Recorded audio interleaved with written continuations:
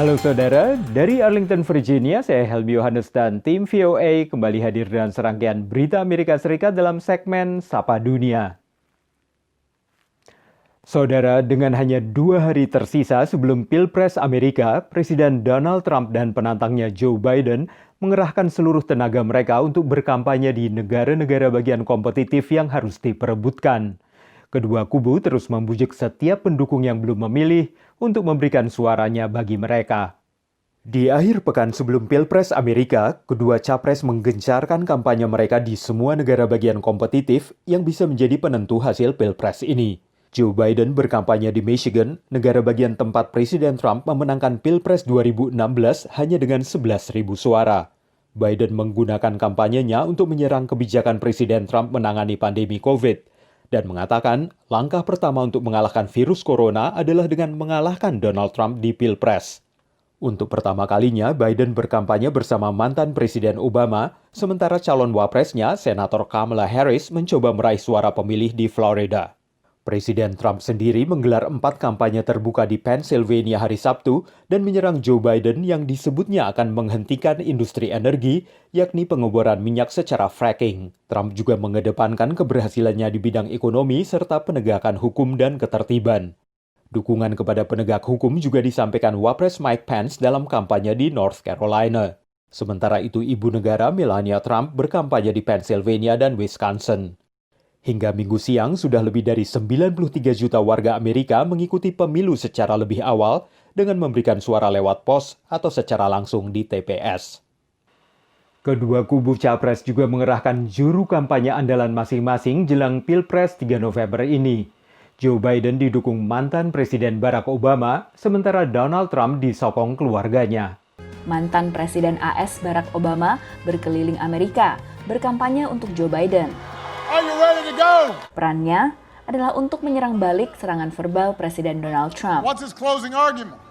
That people are too focused on COVID. He said this at one of his rallies. COVID, he's complaining.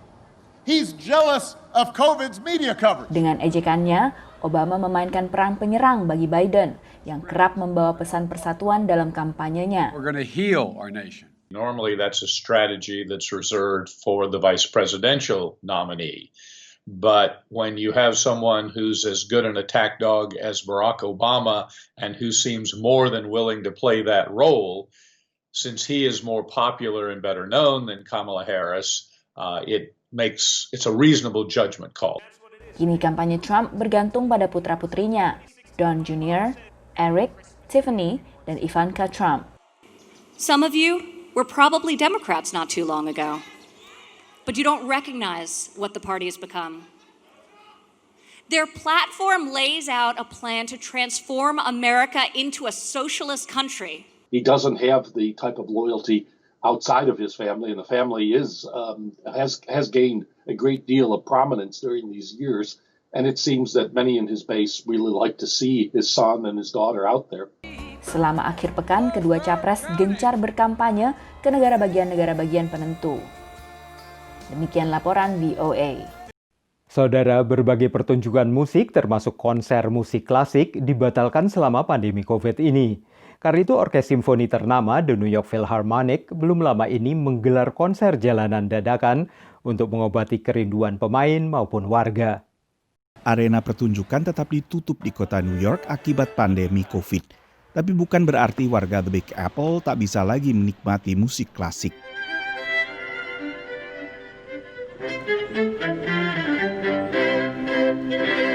The New York Philharmonic yang telah berdiri hampir 2 abad membawa musik mereka ke jalanan.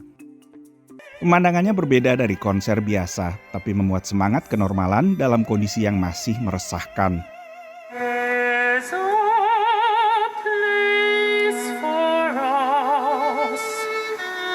I haven't heard live music or heard singing like that in a very long time, and it feels surreal and it's really, really moving. I'm very grateful for such high art, such extreme talent to just be on the street corner. It's very humbling.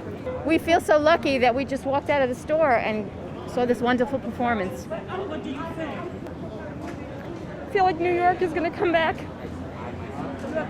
I think it's wonderful to have both the great halls and these individual connections. When we're in the Met, when we're in the New York Philharmonic, we don't see the faces, we don't see the tears in their eyes, we don't see the joy on their faces in the way we do here, and that can change how we make music. So we must have both.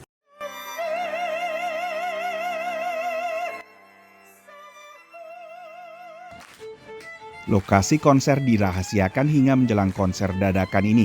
Agar tak terjadi kerumunan massa, para musisi juga hanya tampil selama 20 menit sebelum berpindah lokasi untuk tampil di bagian lain kota. Demikian laporan tim VOA. Impian setiap pelari maraton adalah berpartisipasi di 6 maraton utama dunia, yakni Tokyo, London, Boston, Berlin, Chicago, dan New York. Untuk ikut serta, para pelari harus memenuhi kualifikasi waktu atau mencoba peruntungan lewat lotre. Pandemi Corona membuat semua maraton itu dibatalkan dan hanya dilakukan secara virtual, sehingga kini dapat diikuti setiap pelari dimanapun mereka berada. Hari masih gelap, namun Priti Sulaiman sudah siap untuk mulai berlari di New York Marathon. Bukan di New York, tapi di Sherman Oaks, California. Kita nggak bisa ke New York, ya udah, let's run it. You know, let's bring New York here, like to the best that we can, and we make it a day out of it. Maka Mary Peterson pun memulai London Marathon dari depan rumahnya di Rockville, Maryland. One of the nice things about the pandemic is that I was able to run it virtually because the lottery to run it in person is really hard. And I've entered it 3 times and I've lost 3 times. So. Marathon virtual ini tak berbeda dengan aslinya, di mana setiap pelari tetap harus menyelesaikan jarak sejauh 42 km. Bahkan mungkin lebih mudah karena batasan waktu lebih panjang, dapat mencapai 24 jam. Logistik seperti menetapkan dan mengukur rute, pos yang menyediakan minuman dan makanan agar mereka tetap memiliki energi untuk berlari, memang menjadi tanggung jawab setiap peserta. Ngebayanginnya aja, aduh gitu. Kayak berat banget gitu, tapi bersyukur teman-teman, banyak pihak sponsor juga yang mendukung, sehingga Boston Marathon ini dikemas mendekati dengan race aslinya dengan skala yang jauh lebih kecil. Debbie dengan serius menempuh rute 42 km sejak jam 4 pagi di Kota Baru pada Larang. Walau tanpa ditemani hingar-bingar ribuan penonton saat memasuki garis finish, para pelari maraton virtual ini tetap bersemangat. Tetap seru. Aku tetap happy banget bisa menyelesaikan virtual ini di masa pandemi. So actually it's a good motivation to keep us going and committed. Dari Washington DC, Zulfian Bakar, Nia Iman Santoso, VOA. Saudara, kami akan kembali dengan Sapa Dunia Senin depan. Terima kasih atas perhatian Anda. Dari Arlington, Virginia, saya Helmi Yohanes dan tim VOA.